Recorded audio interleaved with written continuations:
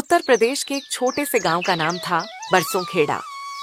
गंगा के किनारे बसा ये गांव सूखे और बाढ़ के बीच झूलता रहता था। गांव की आखिरी गली में, जहां से खेत शुरू होते थे, वहां एक पुरानी मिट्टी की मढ़ी में रहता था हरिया। उम्र करीब 52 साल, लेकिन चेहरे की झुर्रियां और कमर की झुकन 70 की लगती थी।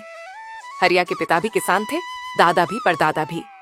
यही खून था जो उन्हें खेत से बांधे रखता था। उसके पास कुल 3.5 बीघा जमीन थी, 2 बीघा बंजर जैसी, जो बरसात में ही कुछ देती थी। बाकी पर गन्ना, धान, गेहूं और कभी कभी सब्जी। घर में पत्नी सावित्री, 2 बेटियां, राधा 18 साल और गंगा 15 साल, और इकलौता बेटा मंगल 22 साल। मंगल शहर में मजदूरी करने चला गया था, क्योंकि खेती से कुछ नहीं होता बाबूजी। ये बात वो रोज सुनाता था। सुबह 4 बजे हरिया की आंख खुलती, पहले बैल हाँकने की आवाज, फिर चूल्हे में आग जलाने की खुशबू। सावित्री चाय बनाती, हरिया चुपचाप पीता और खेत की ओर चल पड़ता। बैलों के नाम थे काला और भूरा। दोनों भी अब बूढ़े हो चुके थे। हरिया उन्हें सहलाता, आज बस थोड़ा और मेहनत कर लो, अगले साल नया बैल लेंगे। लेकिन अगला साल कभी नहीं आता। इस साल मानसून ने धोखा दिया था। जून में 2-4 बूंदें पड़ी, फिर जुलाई पूरा सूखा। अगस्त में अचानक 3 दिन तेज बरसात, इतनी कि खेतों में पानी भर गया। धान की रोपाई तो हो गई थी, पर खड़ी फसल डूब गई। हरिया रोज खेत पर जाता, पानी देखता, सिर पकड़ लेता। भगवान, ये क्या कर दिया? गांव में बातें होने लगी। हरिया की फसल तो गई, अब कर्ज कैसे चुकाएगा? बैंक वाले फिर आएंगे, ब्याज बढ़ा देंगे। हरिया पर पहले से ही 2,80,000 का कर्ज था। 2018 में गन्ना फैक्ट्री ने 3 साल का बकाया नहीं दिया, तब उसने साहूकार लाला रामप्रसाद से कर्ज लिया था। 18% ब्याज। हर साल कुछ कुछ चुकाता, पर मूलधन घटता नहीं। सितंबर आया, मौसम अब ठंडा होने लगा। हरिया ने जो बचा खुचा धान था, उसे काटने का फैसला किया, लेकिन मजदूर नहीं मिल रहे थे। गांव के जवान शहर जा चुके थे। जो बचे थे, वे 500 से 600 रुपये रोज मांगते। हरिया के पास इतने पैसे नहीं। आखिरकार उसने राधा और गंगा को भी खेत में लगा दिया। दोनों बहनें सूरज की तपिश में धान काटती, पीठ पर गमछा बांधे, हाथ लाल हो गए। सावित्री घर पर रोटी बनाती, खेत में पहुंचाती। एक दिन शाम को हरिया खेत से लौटा तो देखा, घर के बाहर लाला रामप्रसाद की गाड़ी खड़ी है। लाला 60 के करीब, मोटा सफेद कुर्ता, सिर पर पगड़ी, साथ में 2 आदमी। एक को हरिया जानता था, वो लाला का लड़का विकास था। लाला की आवाज गूंजी, कब आएगा पैस? लाला जी, इस बार फसल डूब गई। अगले साल गन्ना लगाऊंगा, फैक्ट्री से पैसा मिलेगा तो अगले साल।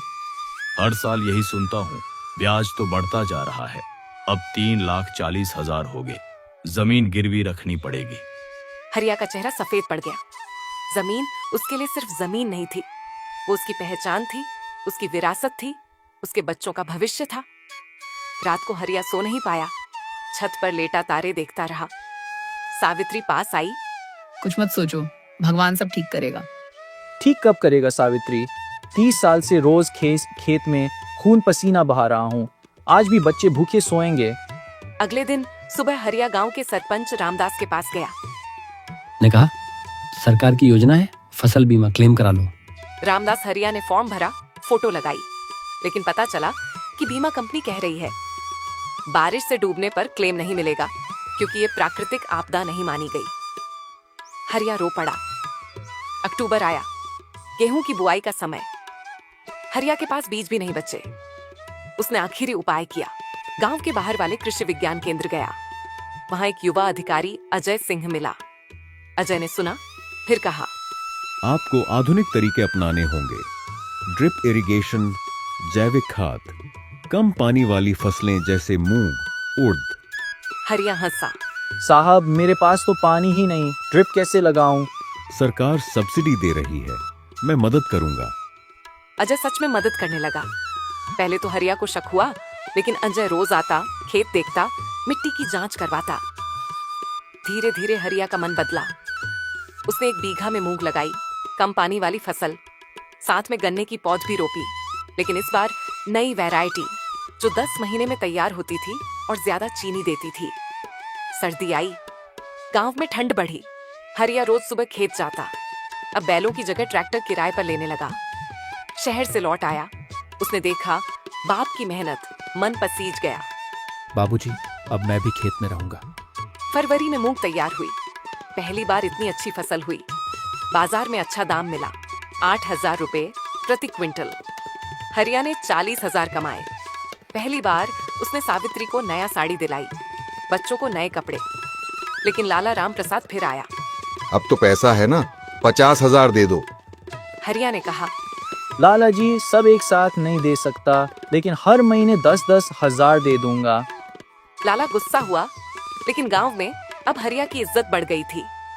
लोग कहने लगे, हरिया ने तो कर दिखाया। मार्च में गन्ना कटाई शुरू हुई। इस बार फैक्ट्री ने समय पर पेमेंट किया। 1,20,000 आए। हरिया ने कर्ज का बड़ा हिस्सा चुकाया। बचा कर्ज 1,20,000। अप्रैल में गर्मी शुरू हुई। हरिया ने अजय की सलाह पर सोलर पंप लगवाया। सरकार ने 90% सब्सिडी दी। अब बिजली का बिल नहीं लगता, खेत में पानी की कमी नहीं। धीरे धीरे साल बीतते गए। हरिया की जमीन अब 4 बीघा हो गई। उसने थोड़ी और खरीद ली। राधा की शादी हो गई अच्छे घर में। गंगा कॉलेज जाने लगी। मंगल ने शादी की, बहू आई। एक दिन हरिया खेत में बैठा था। सूरज ढल रहा था, हवा में गन्ने की खुशबू। उसने देखा काला और भूरा अब नहीं थे, उनकी जगह 2 नए बैल थे। मंगल ट्रैक्टर चला रहा था। हरिया ने आकाश की ओर देखा भगवान, तूने सुना, देर से सही पर सुना।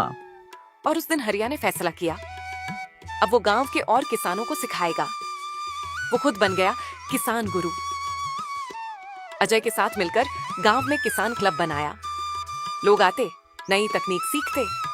आज भी बरसोखेड़ा में लोग कहते हैं, हरिया काका ने दिखा दिया कि किसान सिर्फ मेहनत से नहीं, समझदारी से भी जीत सकता है।